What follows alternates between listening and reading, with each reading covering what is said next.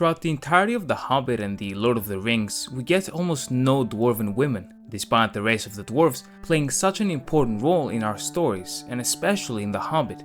In fact, Tolkien is shown to have ever really written about one dwarf woman, whose story we will uncover, alongside his reasons for not including them in his narrative, and of course, the truth behind dwarven society and the relationship between its men and women. To begin, the details behind the existence of Dwarven women is obscure. So obscure in fact that the race of men, for example, believed that they didn't exist at all, and that the mighty dwarves were all male, born out of the very stone deep within the mountains that they mined. The reality naturally was not the case, and dwarves reproduced similarly to the other children of Ilúvatar. What set them apart, however, are two things. The first is that their physical appearance was described as being particularly similar to the male dwarves.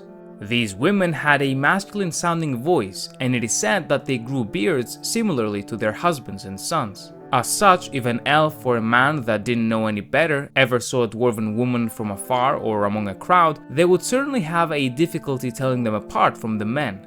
The second factor of this matter, and arguably more important than even the first, was that they did not wish to be known or found out by the other races in the first place. With distrust plaguing the free peoples of Middle-earth, the males were particularly protective of their female family, and dwarven society was organized in such a way that dwarven women rarely ever traveled outside of their mountain halls. When they did, it is said that they took advantage of their seemingly masculine characteristics and often dressed like men, which must have helped to strengthen the misconception from amongst the other races that dwarven women did not exist.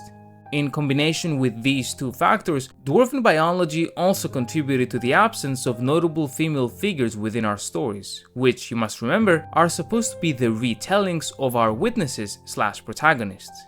Whereas within the race of men the rate in which baby boys and girls are born are approximately 50%, it is estimated that among the dwarves this number is instead 2/3 men and 1/3 women. And to add to this, in the appendices of The Lord of the Rings it is revealed that less than half of male dwarves ever married at all, instead choosing to focus on their crafts, with the case being similar for a large portion of the female population as well.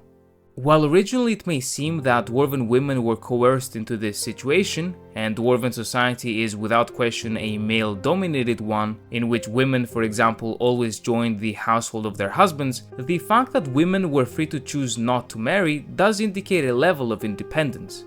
Nonetheless, this biological and societal situation is the main factor that inhibited the growth of the dwarven population, and is likely the most important reason why dwarven men went to great lengths to ensure that their already small number of women are protected from the outside world, whether it be for better or for worse. Having understood this within the lore itself at least, it comes as no surprise anymore that almost no dwarven women, except one, is ever mentioned in either The Hobbit or The Lord of the Rings, as these texts were supposed to have been written by Bilbo and Frodo, who would have been unable to tell them apart even if they had seen them. With that said, one dwarven woman is so important that she is named directly by Tolkien in the appendices. This was a princess of Durin's folk, the daughter of Thrain II, and younger sister of Thorin Oakenshield. The name of her husband, as well as the majority of her life, remains obscure, but what we do know is that she was there when the great dragon Smaug attacked the Lonely Mountain and destroyed her father's realm. She went into exile alongside her family, and her sons, Fili and Kili, would eventually go on to join the company of dwarves that visited Bag End, and accompanied Bilbo and Thorin on their adventure to the Lonely Mountain. Both of her beloved boys were tragically killed during the Battle of the Five Armies in a desperate last stand in the defense of their king. The death of Fili and Kili was so glorious, and their legacy and renown so well remembered from amongst the people of Durin, that their mother Dis was equally honored for having raised such legendary warriors.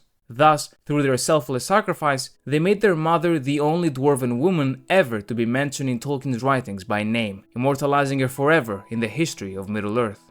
Naturally, the lore is the way that it is because Tolkien made it that way, regardless of whether or not it makes sense within the context of his world. Why then did Tolkien not include any dwarven women to the story, even though we are given some incredibly powerful women from among the other races, such as Lúthien, Galadriel and Éowyn? Although this topic is dense and incredibly complicated on the surface, I do think that it is actually simpler than it seems. Tolkien was a medievalist who wished to create a mythology that replicated this feeling provided by the ancient tales of Britain and of the Middle Ages. In those tales and adventures, women traveling on the road with the quest to slay dragons was not something you would encounter. What you may have encountered, however, are noble ladies and powerful spirits of myth, and there is only a certain number of those you would reasonably add within an already massive and complicated story like The Lord of the Rings. With that said, Tolkien was obviously not disinterested in diverging, and both Éowyn and Lúthien show characteristics of a warrior, with Éowyn especially being showcased as struggling with her position as a woman and wishing to take the responsibilities of men, ultimately succeeding, but deciding that she wished to embrace who she truly was, taking the path of the healer.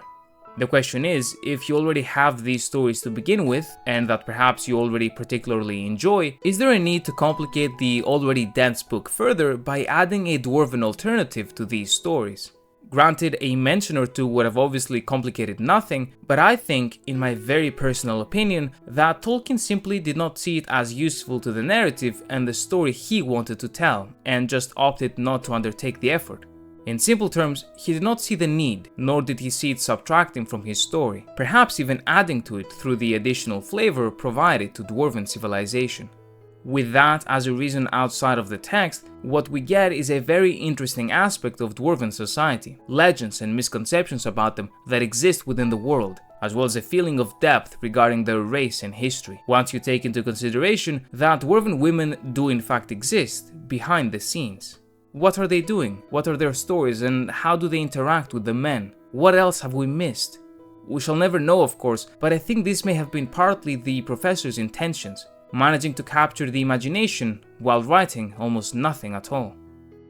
A massive thank you to my channel members, and thank you very much for watching.